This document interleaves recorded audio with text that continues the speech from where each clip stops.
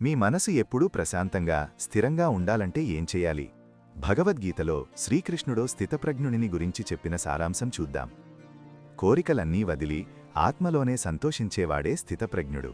అంటే బాహ్య సుఖదుఖాలతో సంబంధం లేకుండా ఆనందాన్ని పొందే జ్ఞాని. దుఃఖాలు వచ్చినప్పుడు కలత చెందకుండా, సుఖాలు కలిగినప్పుడు ఆశపడని వ్యక్తి స్థితప్రజ్ఞుడు. భయం, కోపం, ఆకర్షణ లేకుండా స్థిరమైన మనస్తత్వం అతని లక్షణం. అన్ని పరిస్థితులలోనూ ప్రశాంతంగా, తాబేలు అవయవాలు ముడుచుకున్నట్లు ఇంద్రియాలను వాటి విషయాల నుండి ఉపసంహరించుకునేవాడు స్థితప్రజ్ఞుడు. చూపు, రుచి, వినికిడి వంటి వాటిపై నియంత్రణ కలిగి ఉంటాడు. ఇది కష్టమైన సాధన. భగవద్గీత 2వ 55 నుండి 59వ శ్లోకాలలో శ్రీకృష్ణుడు ఈ లక్షణాలను వివరిస్తాడు. ఇంద్రియ సుఖాల కోసం పాకులాడకుండా వాటిని అధిగమించినప్పుడే అసలైన ప్రశాంతత, జ్ఞానోదయం లభిస్తాయి.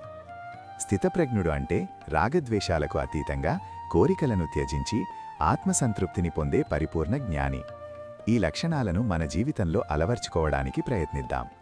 మానసిక శాంతికి ఇదే మార్గం. మరిన్ని విషయాల కోసం ద హిందూ పాత్ని ఫాలో చేయండి.